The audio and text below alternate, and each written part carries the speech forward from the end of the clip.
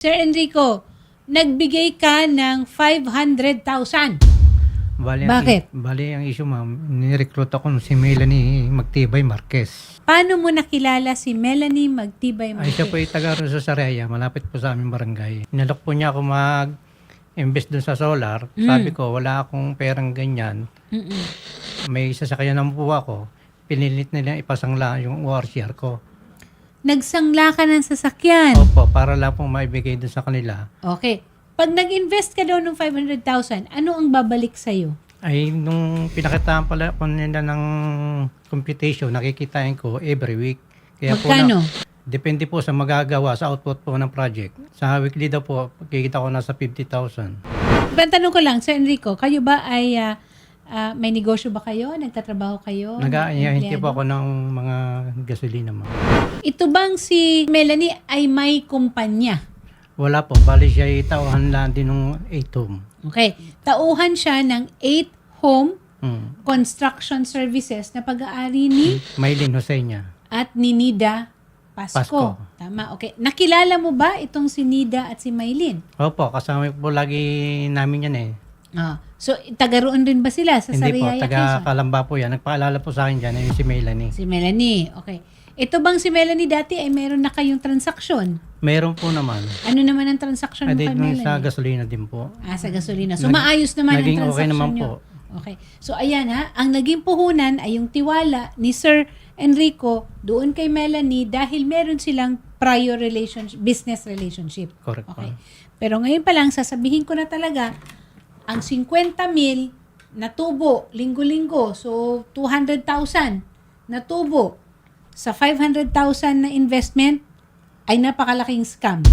Yung 500,000 na yan, kung kunwari gagamitin talaga nila na solar project, yan ang halaga ng na ipapasolar ang isang bahay na siguro makakapagbigay ng kuryente ng mga 2 o 3 aircon, TV, refrigerator. Saan kakikita ng 50,000 dyan?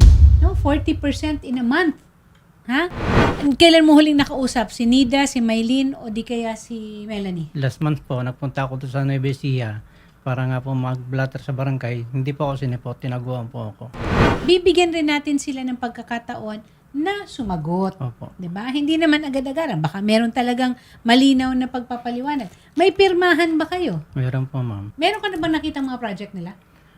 Ay, ganda pupunta po ako ng Nueva Ecija. Pupunta po ako sa site. Isasama lang po. Sasabihin sa akin, boss, sa iyo yan, project na yan. Gano'n na pong ginagawa. Turo-turo lang, ma'am.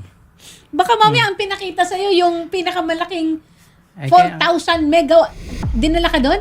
Opo, malawak, ma'am, malawak. Kaso nga lang, sinasabi, boss, ito yung magiging project mo. Jesus Mariosep. Opo. Totoo yung project na yun, ha? That's the biggest solar facility in the entire world. Oh, malaki po, ma'am, yung sa Nueva Ecija. Niloko ka nila. Niling lang po ako ni ma'am. Yung project na yun, hindi yan tingi-tingi na iba-ibang taong gumagawa. Hmm. Ha?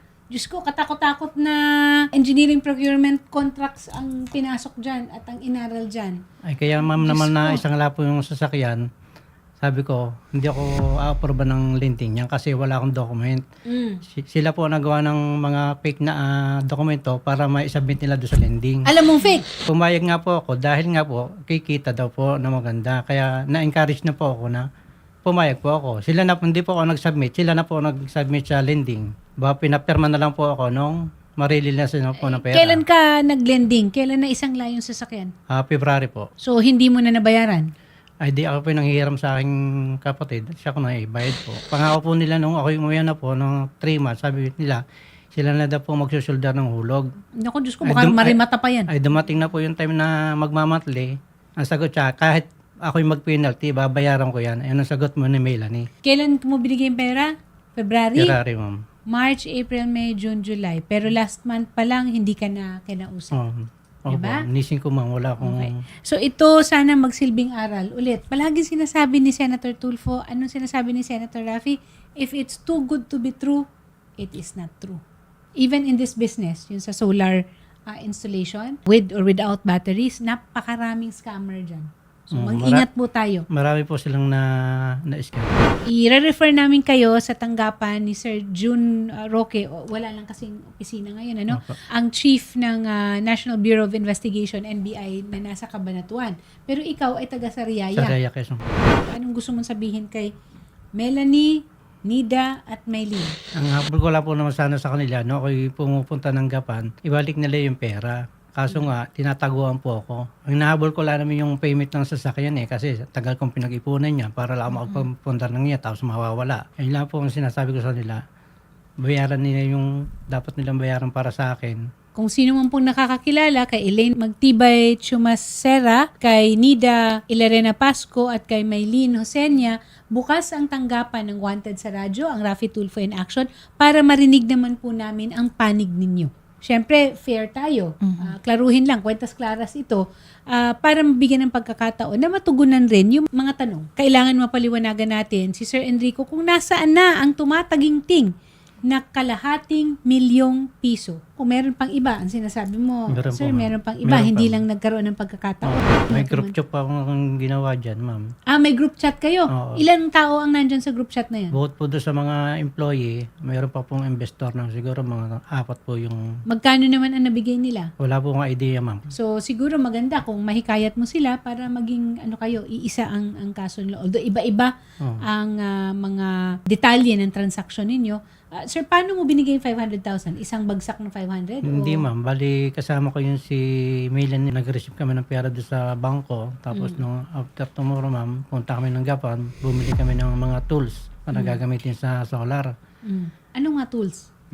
Marami po yung mga drill, ma'am. Basta umabot po ng tools ng 84,000 na wala po naman binigay sa akin resibo. Lahat po na binibili, hiningin ko ang resibo. Wala po rin silang may ibigay sa akin. Yun pa lang, red flag na Opo, Kasi sila. mga tools ang bibili na aabot ng 84,000. Ilang drill? 10 person lang, ma'am, yung gumamit Chairman, ito pong mga pangalan na ito ay pamilyar po ba sa inyo? Itong 8 Home Construction Services, Nida Pasco, Maylene Josenia, at Melanie. Kailan na sila rito, ma'am? Ngayon, nakakontrata ata sila rito. Marami silang nakakausap na hindi naman matupad dati yung mga sinabi nila. So, kinasuhan po sila, sir? May mga umabot sa lupon? O meron din, ma'am, yung sa barangay. At nagpakita po ba dyan sa inyo? Yun mong iba, hindi pinupuntahan. Yung iba naman, yung hinaharap niya. Kailan po ang huli na Kaya- paghaharap na nandyan po sila? Yung nagdaang buwan pa. Mayo po ito. O mga ganun, mga ganun. Doon sa mga reklamo po, magkano po ang sinasabi o nababanggit na halaga na tinanggap nitong mga taong ito? Nung isa, sabi sa akin 100 plus to. Bukod doon sa mga nagsabi sa iyo, Sir Enrico, meron pa. Marami po. Sasamahan po natin si Sir Enrico sa tanggapan po ni Sir June Roque, ang chief po natin ng NBI Cabanatuan. Alam na rin po ito ni Sir June at nais nga rin pong i-review itong mga papeles na meron si Sir Enrico. Sir, pati yung pagsasangla, tapos yung kung paano tinransfer yung pera, Opo. proof po. Ko-coordinate natin yan. Thank you, ma'am. Maraming salamat kay Chairman Eladio Salvador ng Barangay Okay, Calios, thank you rin. Peñaranda, Nueva Ecija. Welcome. Mabuhay po kayo, sir. Welcome, ma'am.